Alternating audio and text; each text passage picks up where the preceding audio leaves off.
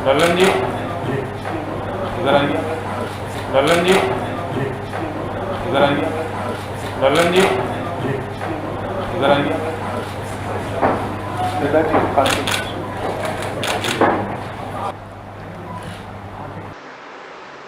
बड़े गौर से सुन रहा था जमाना, तुम ही सो गए दास्ता कहते कहते।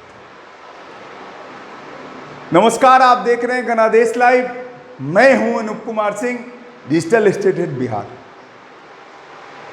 बिहार की राजनीतिक हलचल में एक नया मोड़ आया है।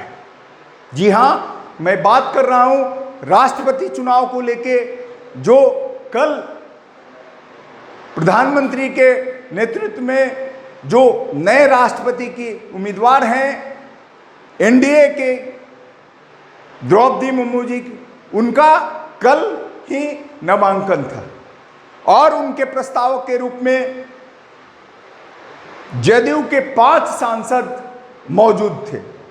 इसके अलावा मोदी कैबिनेट की सारी बड़ी हस्तियां, सारे बड़े लीडर और मंत्री उस कार्यक्रम में मौजूद थे। खुद प्रधानमंत्री के नेतृत्व में ये सारा नामांकन कार्यक्रम हो रहा था और प्रधानमंत्री खुद इसकी देखरेख और नेतृत्व कर रहे थे।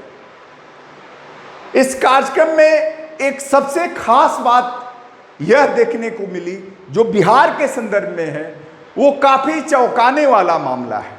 जी हां, मैं बात कर रहा हूं जदयू के राष्ट्रीय अध्यक्ष और सांसद ललन सिंह जी की। पूरे कार्यक्रम में जहां प्रधानमंत्री नरेंद्र मोदी ने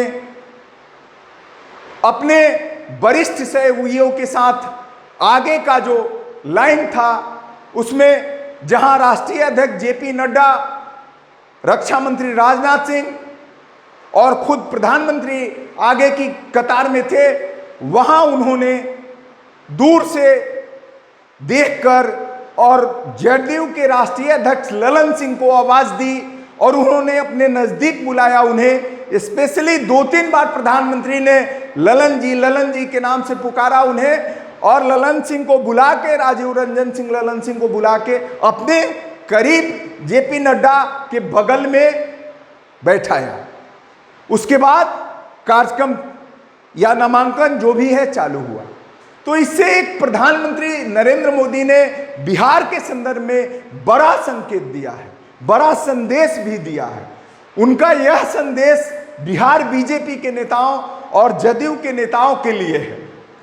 बिहार बीजेपी के नेताओं के लिए खास यह है कि बिहार में जो अग्निपथ योजना के बाद जो उठापटक और जदयू भाजपा में आपसी खींचतान, लंबी दरारें बढ़ने लगी, जहां तक कि राजद और विपक्षी दलों ने कहा कि ये तो दोनों दल आपस में ही लड़ रहे हैं, ये बिहार का क्या कल्याण करेंगे। तो जहां संजय जायसवाल, उपेंद्र कुशवाहा और कई बड़े नेता जदयू भाजपा के आपसी रंजिश और खींचातान में लगे रहे, कई तरह के कंट्रोवर्सी बयान आए, जिसे लगा कि पार्टियों में, दोनों पार्टियों में दूरी बढ़ गई है और अब क्या होगा बिहार का। लगता है कि बिहार में नीतीश सरकार के दिन पूरे हो गए हैं और अब जदयू भाजपा का गठबंधन ज्यादा दिन चलने वाला नहीं है। लेकिन देखिए, राजनीति में, सियासत में कई तरह के शतरंज खेले जाते हैं और कई तरह के मोहरे अपनाए जाते हैं।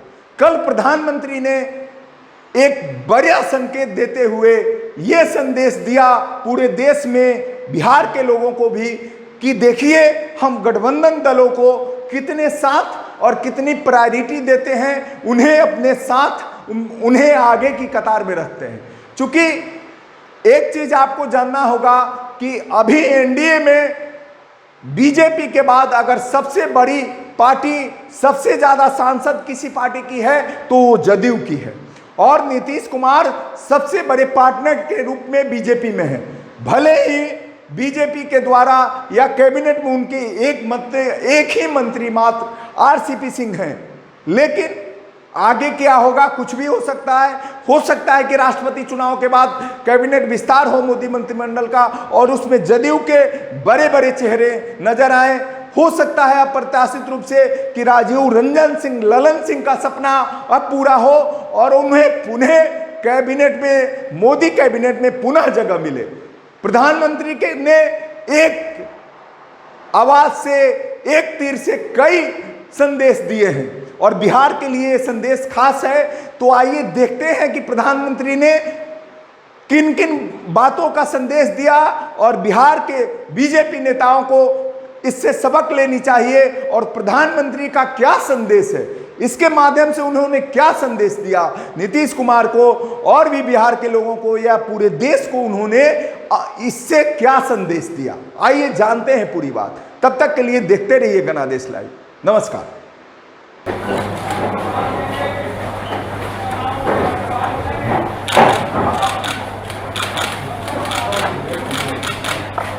ललन जी इधर आइए। ललन जी इधर आइए। ललन जी इधर आइए।